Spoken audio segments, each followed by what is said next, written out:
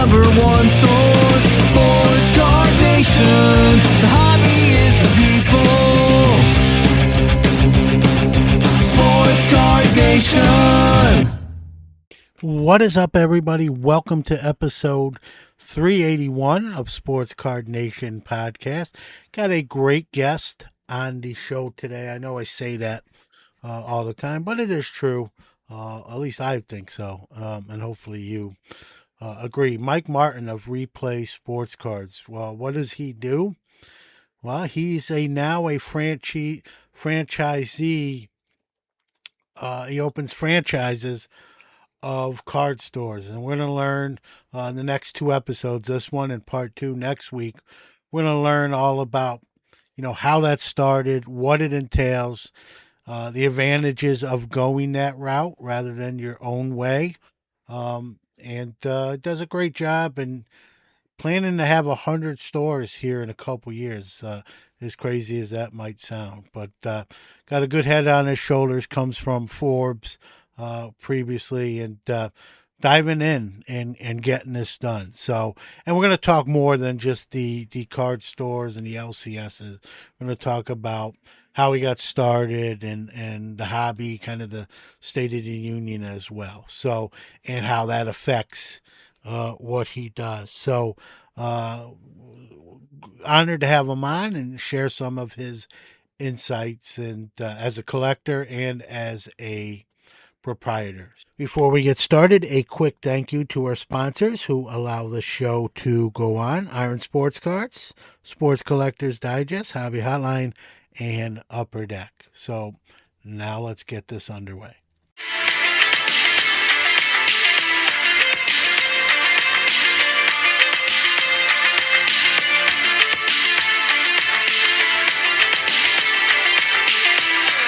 All right, real excited to talk to my next guest on the Sports Card Nation guest line.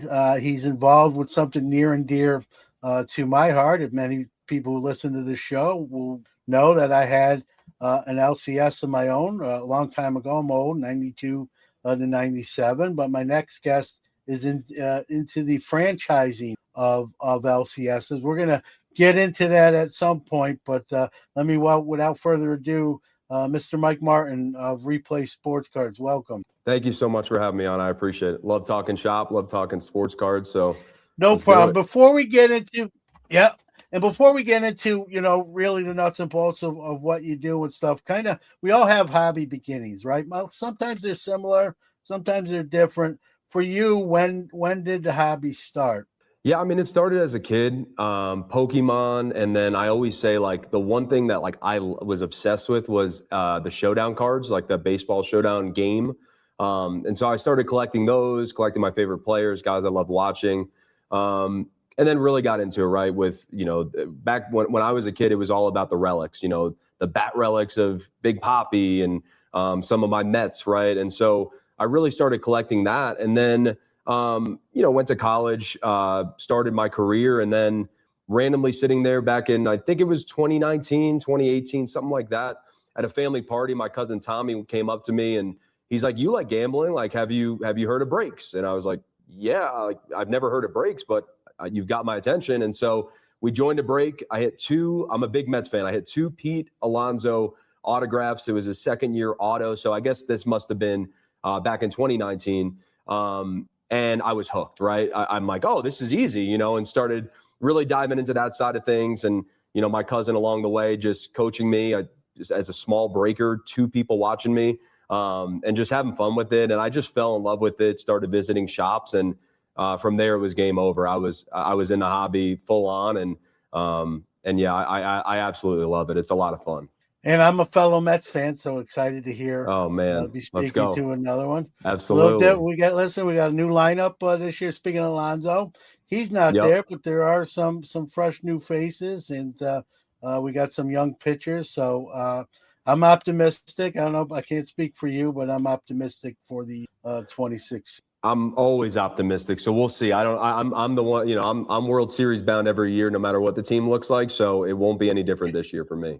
And listen, I don't know how long you've been. I grew up with the Wilpons running the show and not spending money, right? Yeah, And so now it's a little bit of a different era under Steve Cohen, and at least he's going for it. And for sure. that's a nice place. That's a nice place to be as a Mets Yeah. fan. Prior when you compare to some of the before, right? So Oh yeah.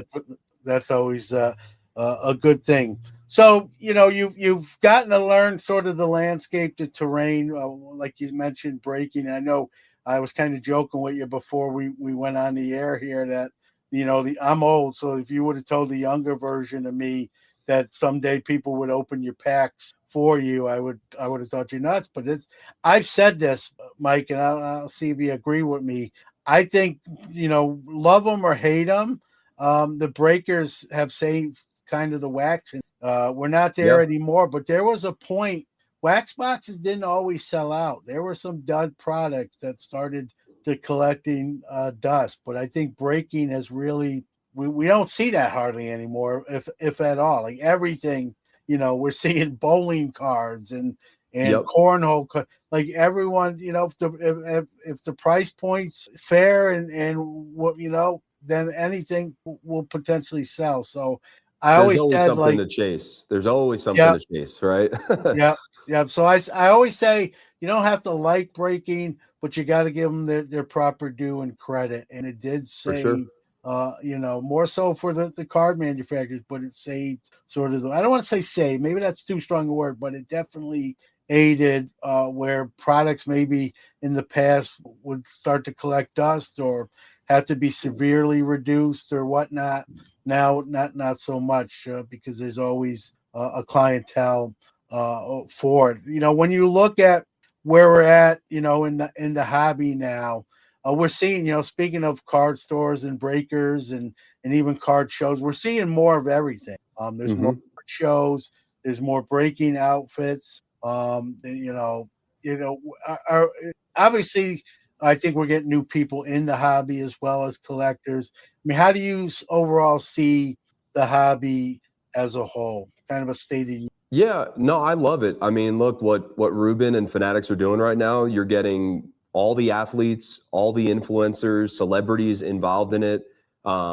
It's amazing, and I think it's a great time to be a collector.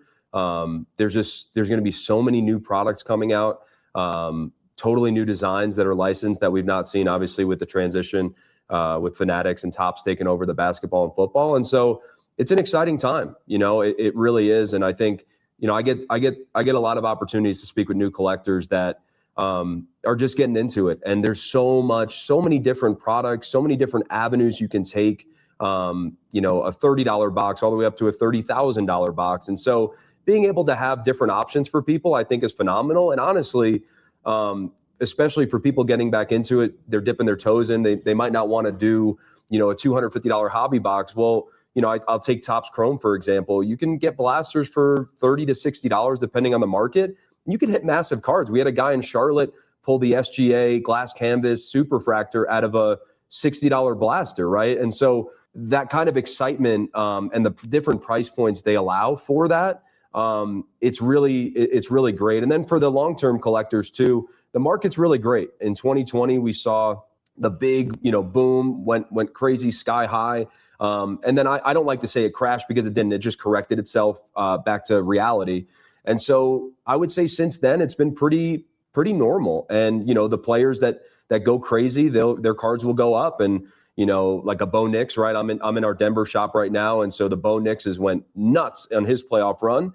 But then, again, people are realists, right? He gets injured. His cards don't plummet. They might go down a little bit, but then, we'll see him next year and they'll go right back up. And so I think we're in a really good spot with the hobby. There's a lot of great shops opening up. We're going to be opening up a ton of them, providing good customer experience. Like we were mentioning the breaks, I think just people being able to get their favorite team in some breaks for $5 is amazing, right? And they could hit a massive card and then still having the opportunity for collectors or investors to find singles and make a living out of it. There's so many people that are just flipping cards, and that's their life. That's their job, right? And they're making good money. And so I think we're in a really healthy spot. I'm excited to see some of the new basketball and football cards coming out. And I'm excited to see what Panini does as well with some of the unlicensed. I think some of those case hits could could stay where they're at or maybe go down a little bit, but then it's going to be relative to the box price. So I really, really like where we're at as a hobby. And it's the reason we're growing, like a weed right now. It's been crazy, and we're really buying into the hobby. I think it's in a good spot. Yeah, you mentioned something I want to piggyback off, right? With a lot more people sort of taking the plunge, if you will, and going full time. I just had a gentleman on the podcast named Tim Wormerling, and he, left his job to do the hobby full time. He's doing very well, and there's a lot more people doing that. Even when I started my store in '92, I was a 20-year-old kid, and it was scary because hobby, it was a not even close to the hobby we have now, and obviously too. So it was scary. In the first year of my store, Mike, I had a partner named Angelo, a great guy, and the first year was tough. It was almost not a second year. We had a dinner where we sat down and like, do we continue? And if we do, we got to figure this out. Otherwise, there won't be a year 3. We did, and obviously started doing a lot better, and we lasted, the 7 years. So, and that there was no breaks at that time. It was like, sure. And eBay was really in its infancy stages, if at all. It wasn't even like a known commodity as we know it today. So, it was a different time, and it was tough. But I think the tough thing, and I'll see if you agree with it now, is just there's so many different directions you can go. You sort of need to sort of stand out even more so than we did in, let's say, 92, because there was let's be honest, there was less competition in 1992. But at the same time, there's also, I think, more collectors in 2026 than 1992. For sure. So there's more demand. I mean, just kind of, to compete, in today's market, just some of the trials and tribulations there, if you want to touch on those, and how do you, step out and kind of be on the forefront of that. Yeah, of course. I mean, honestly, our core values, our core mission statement is building community through cards, and that's the difference. Almost everything you see within a card shop, you can buy online, right? And so, how do you get people to want to come to your shop, come back to your shop? And for us, it's honestly super simple. We hire a bunch of really good people that can speak to the cards, can educate the next generation of collectors, be able to know who they're speaking with and how to handle that, whether it be a brand new collector or a seasoned collector. It's all about the people. It's not even about the cards. It really truly is about the people you're putting, that I'm putting this logo, Replay Sportscards logo, on a hoodie for them, and they're standing behind the counter and they're the face of Replay for these different communities we're in. That's the important thing. And that's where you can stand out. It doesn't have to be flashy lights and, crazy things in your shop. It really comes down to the experience. Like we really pride ourselves on our customer experience. Customer comes in, they're greeted when they come in. They're taken care of throughout their stay. If they are going to rip something, there's free sleeves and top loaders for them to rip. Depending on how busy the shop is, 99% of the time, we're sitting there right with them. We're helping them, sleeve and top load their cards. We're educating them on what they might have pulled. For those that, might pull a big card, we can help them sell it. And so it's customer experience, but also customer journey. We want them we want Replay to be the destination for collectors in all these different cities. Right now, we're in Charlotte, North Carolina, Boca Raton, Florida, Denver, Colorado, and we just opened up our Seymour, Indiana shop, which is our first franchise location. And we'll open up another 5 or so in the next few months throughout the country. And those are cool because every single one of those shops are locally owned, locally operated. They're not corporatized. They're owned by collectors in the community. And so hiring the right people, designating and assigning the right franchisees that are going to speak the Replay brand, put this logo on, and really treat the community and the next generation of collectors the right way. That's the way you win. It's not the flashy lights and the gamification and you can pull this massive card. We've got these repacks. There's a clientele for repacks. For us, we really guide customers depending on what their budget and what they need. We really guide them in the direction that fits them best. And so it really comes down to people, community. I mean, we have trade nights. We have a Replay Gives Back initiative where we've collected over 2 million cards that we give out and donate to charities in not only where our shops are, but across the country. So it's just doing right. And it sounds so simple, and it sounds like it should be, how businesses operate, and it's not necessarily a given. And so we really pride ourselves in that. And I think that's the way you win in the hobby. Especially in the retail front. We stream too, but in the retail front, face to face, just making sure we're taking care of our customers. Yeah, it's a great point. I've said this, since eBay came along, obviously auction houses, right? Nothing beats, I don't care what anyone says, I think you'll agree, Mike, nothing beats an in-person transaction, whatever that, whether that's opening a box, right? Pack, Yep. You see the card, you hold the card, you know what you're getting. When you buy anything online, right, you're at the mercy of whoever's sending. And we've heard, God forbid, but we've heard the horror stories like, I didn't get sent what was pictured. It's a different condition or a different cert number, or I didn't get sent anything at all, or they sent something, but it wasn't what I bought. They switcherooski. So nothing, I don't care, when anyone says nothing beat. That's why shows are as popular as they are. That's why LCSs are as popular as they are, right? Nothing will ever beat, an in-person transaction. No, we opened our first shop during COVID, because people wanted to get out. People wanted to hold the cards, negotiate behind the counter. It's really easy to be, rude to someone or, be really difficult with someone online, right? You're behind a keyboard. In person, the negotiation. Lots of tough guys. A lot of tough guys, keyboard warriors, right? I think they call them. And so it's a lot, that in-person interaction, and it's needed, right? Like, for a lot of people, cards are therapy. Cards are where they step outside of their day-to-day life and they can just enjoy something. It's a hobby at the end of the day.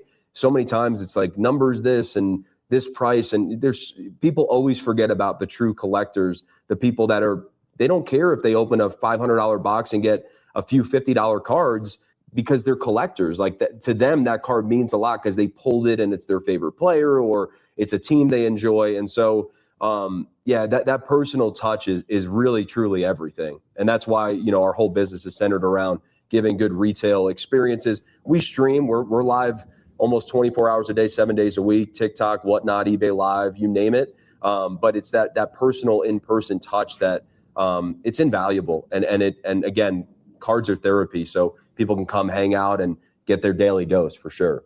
You are listening to the Sports Card Nation podcast. We'll be right back after this break.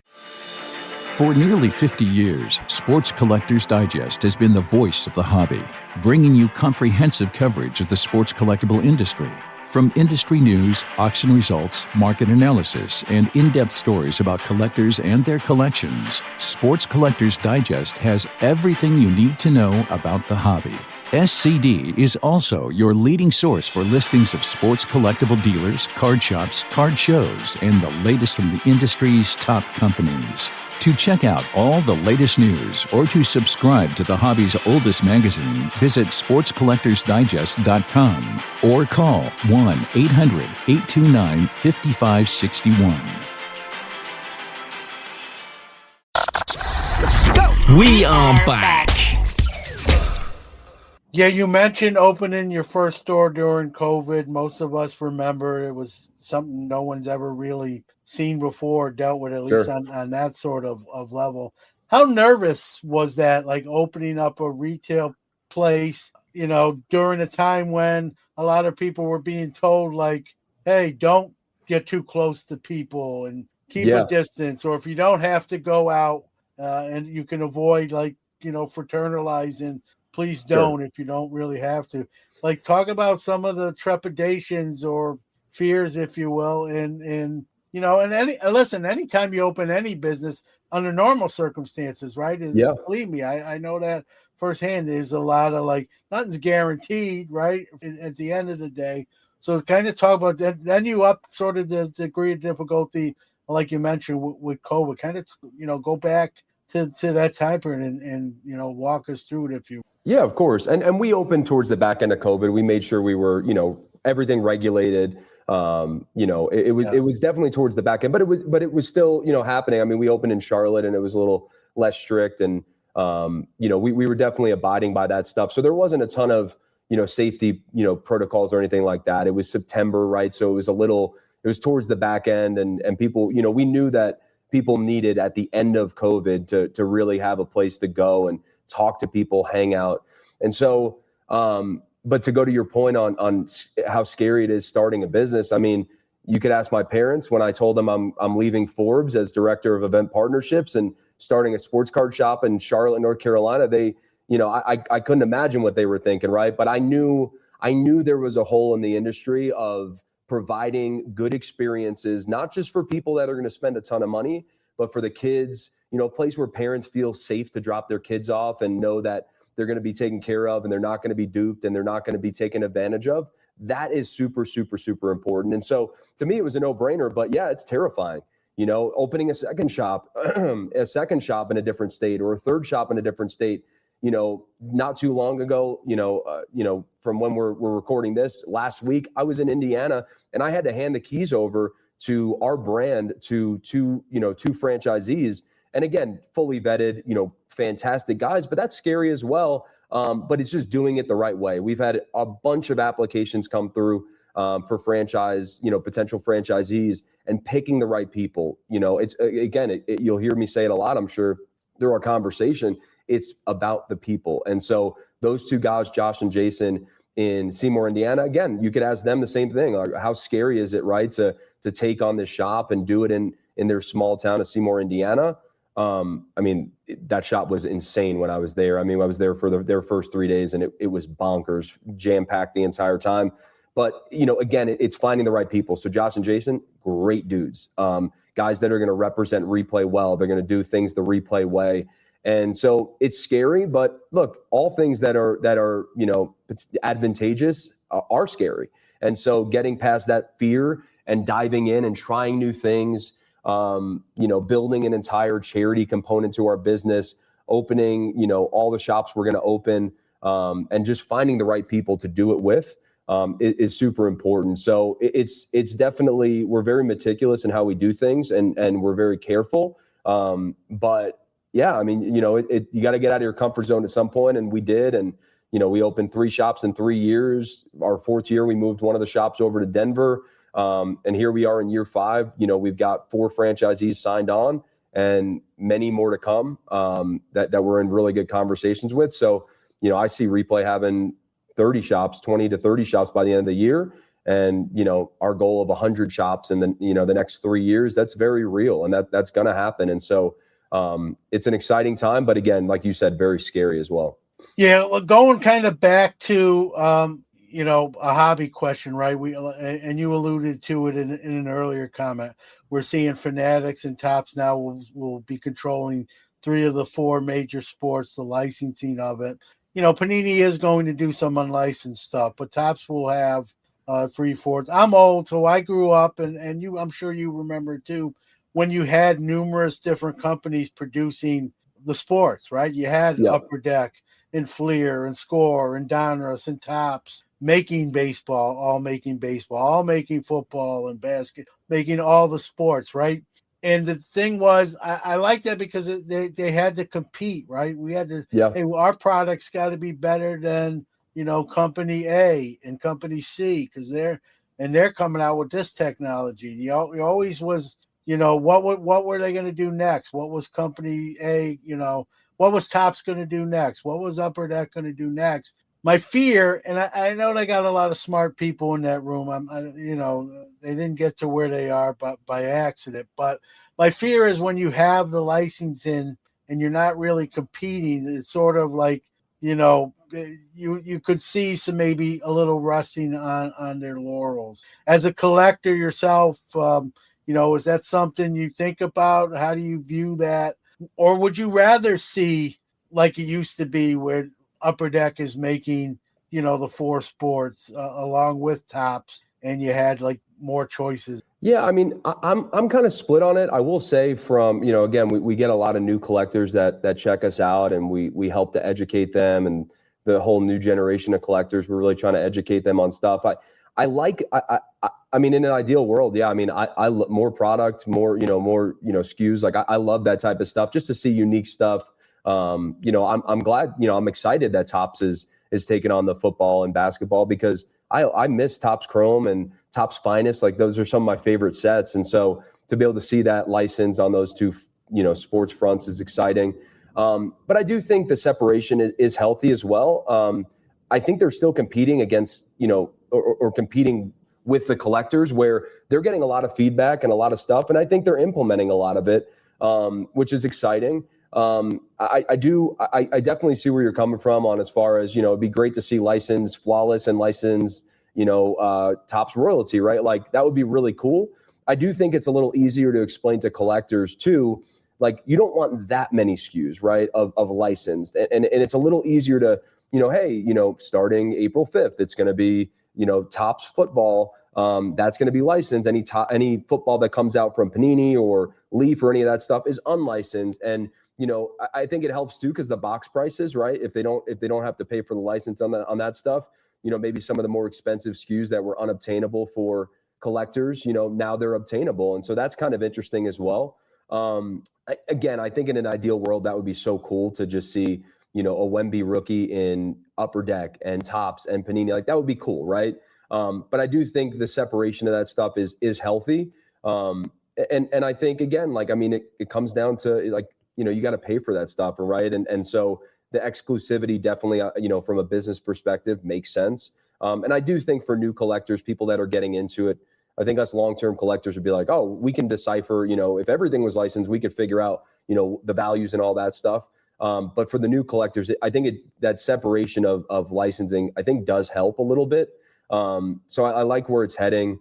And Panini's not going anywhere. They're still going to have other sports, and they're still going to do unlicensed stuff. And I think, again, some of those box prices that were crazy with it being unlicensed, I think are going to be maybe more obtainable for people that always wanted to rip a box of Flawless football, but never had the ability to, right? They've got, if they do come out with a licensed version of that or unlicensed version of that, it's exciting, right? For some hobbyists that, like, I can't spend 10K, but I could spend 2,000, right? And still be able to get some amazing autos of great athletes, current and Hall of Famers. And so I definitely think it would be cool. But I think it does make sense, kind of the division of licensing. Yeah, it's a great point by you that, some values may come down because of the being unlicensed, where maybe it'll be a similar product without a logo, but yep, there's still going to be some big names still involved in it. Not across the board, but enough firepower probably to be a selling point at a lower price point. So yeah, yep. I agree with you. That's a great point by you. I think sometimes we don't think of along those terms or along those lines, but and then, like you said, for now, Panini's still existing and not going away. There's always that cloud where they're going to sell the Topps, just kind of complete the they're the last one sort of holding out, if you will.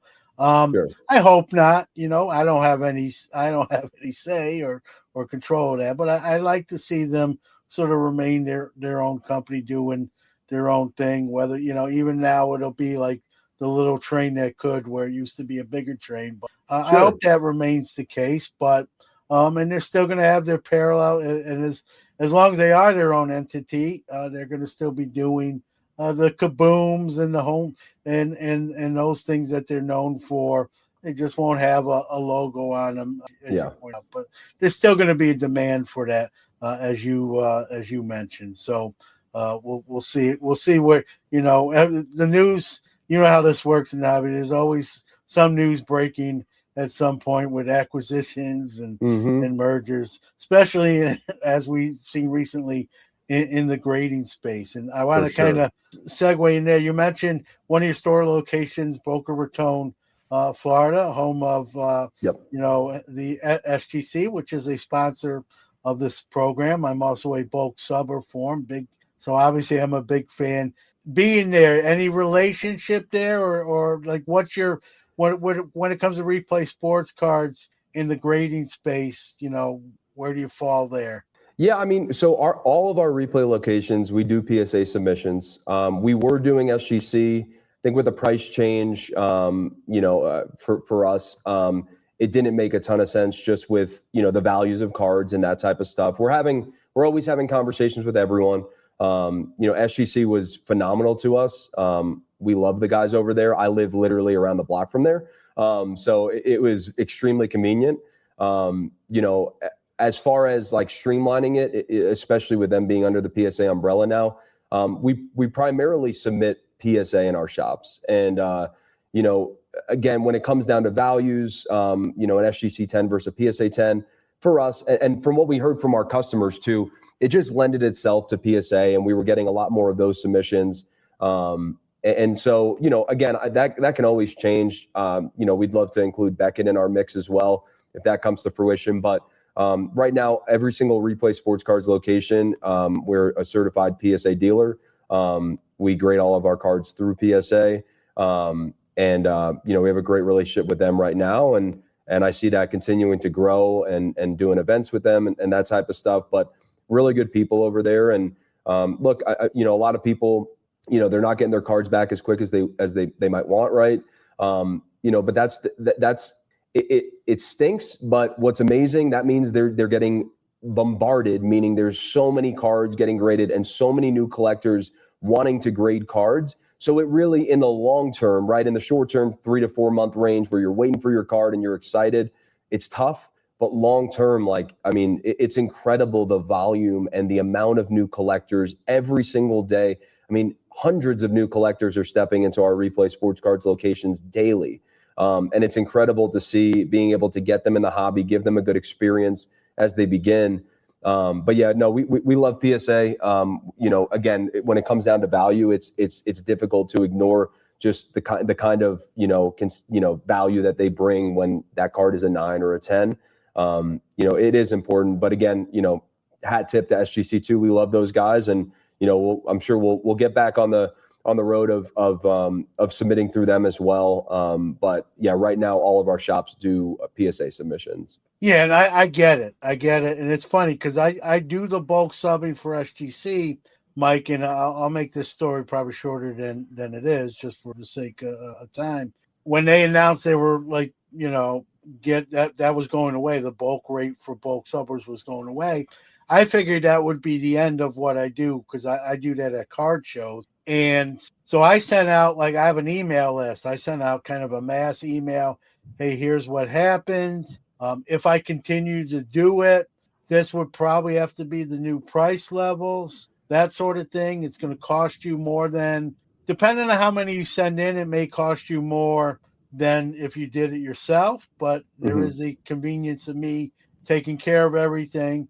And I basically did a what say you email. What do you think? Is it something you still want me to continue doing? Or would it be something like, no offense, John, we're going to, not do it anymore at the new price levels? And I got about 80% of the responses I got back were like, we're okay with that. I'm subbing under 10 cards. It's still going to be cheaper when I'm not having to pay shipping to and fro. Sure. So I said, okay. And then my next email was like, okay, I'm going to continue it. We'll see how it goes. If it's not, I'm not going to lose on it, but if it's still, I still stay, where I'm not losing money, I'll continue to do it. And I got to be honest with you, I've been surprised. Do I get as many cards? No, I'm not going to be disingenuous, but I will say this: I'm still getting more than I anticipate. And that's great to hear. Yeah, go ahead. No, I was going to say that's great to hear, honestly. And that's why these conversations are great. The platform you have is awesome, where we could just sit here and kind of talk shop. Because that's good to hear. I would, we've got an email blast as well. I'd be curious, especially for the Boca local customers, if it makes sense, because even if you're Boca local, you can't drop off in person. You still have to mail it. And so we're able to offer that service. So, it definitely, definitely entices me to think through that process again and see what the customers want. We really, almost in everything we do, we're always asking our customers what they think and feel about it. SGC was one of those where we had heard a couple and kind of just move forward with a cleaner and smoother process. But I'd be curious to see, going back to our people and seeing if that's something that, that they'd be interested in. That's good to hear, honestly.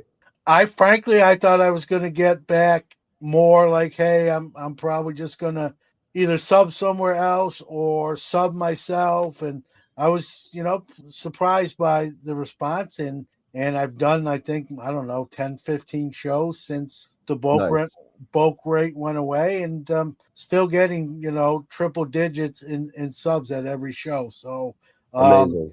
Yeah, I'm pleasantly surprised. And even when I got the feedback, Mike, anytime, sometimes people just being nice and, and then you say, well, let's see, if they do what they say, and they have, they put their money where their mouth is, and so yeah. I thought, I was just wondering, well, maybe it'll be good for a couple shows and then it'll kind of fizzle out and that'll be the end of that. But no, it's still, the brand is still strong. It's just, again, the wait times are bad across the board. There's, and I don't mean to belittle another grading company, but unless you're going to one of the basement, grading companies, you're not going to get your cards back as fast as you want.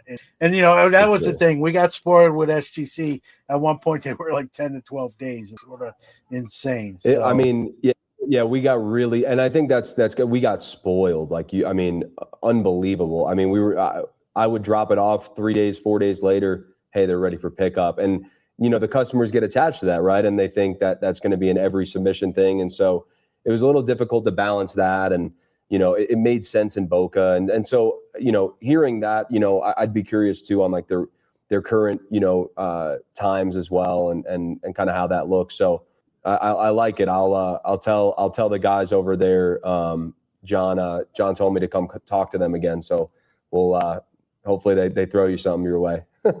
Yeah, no, they've always been, fair. It's funny too. Even when I got that call from my rep that decision was coming down from above, I hearing it in his voice, I could tell.